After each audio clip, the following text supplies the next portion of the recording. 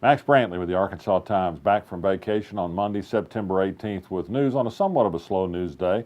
Big news, I think, out at the Department of Finance Administration. People started lining up last night to turn in applications for permits to either sell marijuana at the new medical marijuana dispensaries or to operate facilities that grow the medical marijuana. Being there first isn't a guarantee of getting a permit. There are going to be dozens of permit applications for the 5 growing facilities and the 32 dispensaries. It's going to be months before anybody's been picked under a strict grading system to operate these facilities. So the time to get medical marijuana is still some time away, but doctors are taking applications from patients who want to be certified to get the medical marijuana when it is available. More to come on that story. Also on the health care front, Senate Republicans have a new bill, the Graham-Cassidy bill, that's aimed at undoing the Affordable Care Act, or Obamacare. This one will turn it into a block grant program to the states. They're close to having enough votes, they say, to pass this bill. It would be very bad news for Arkansas. A study by Center for Budget Policy Priorities says that Arkansas would lose over $1 billion in federal support over the next 10 years if this bill is passed. That's because the block grant program would treat the states equally. The states that adopted the Medicaid expansion would essentially be punished for having done that. And when we say punish the states and their treasurer, we mean the people who would lose coverage under the Medicaid expansion. It would be a catastrophic blow if this bill were to pass. It also essentially undoes the protection for people's coverage for people with pre-existing conditions. The insurance companies would be required to cover these people, but they could charge extra for that coverage, which would basically make it unaffordable to most people.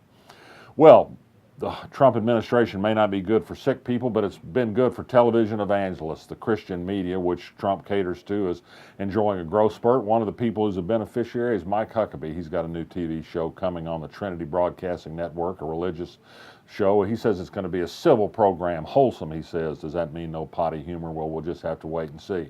He will have Donald Trump on the first edition of his show, he says. Donald Trump employs his daughter, of course, and Mike Huckabee has been a steady defender of Trump, so of course Trump will be happy to be on his TV show. This is a signal week in Little Rock. It's going to be the beginning of the observance of the 60th anniversary of the 1957 school crisis, the desegregation crisis at Central High School. There are a variety of events planned, panel discussions. We'll hear from children of the Little Rock Nine, or at least the 8 surviving members of the Little Rock Nine. There's going to be a speech by former President Bill Clinton and other notables on Monday, a week from today. What's going to be interesting is how much will be said about how little we have not progressed since that event 60 years ago. The school district, as you know, was taken over at the behest of the White Chamber of Commerce after it grew unhappy with the leadership direction of the majority black school board.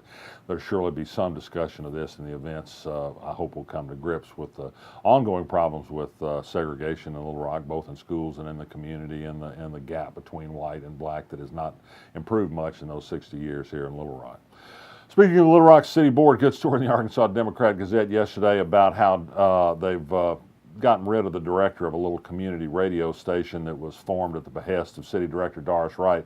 It apparently was intended to be Radio Doris Wright. She wants to control the programming. The programming director particularly had some ideas about scheduling something called the Righteous Hour, which undoubtedly featured the thoughts of Doris Wright.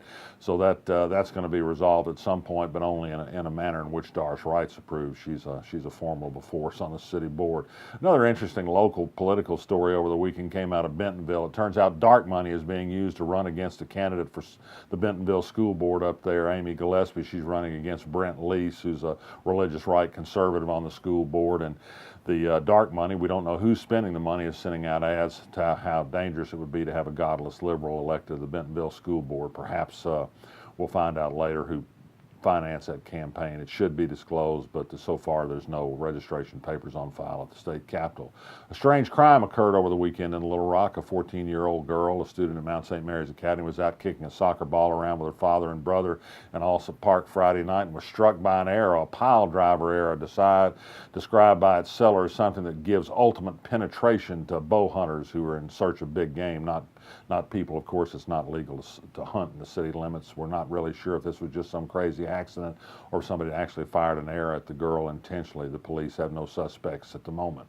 Well, I'm back, as you've noticed. I'm back from vacation, which means I've decided to continue to resist. I hope you do too. The only thing I can say about the time I was gone was, how about them Hogs? I'm wearing red in support of them anyway, but the outlook isn't good. The fans are not happy. I'll be back tomorrow. Resist.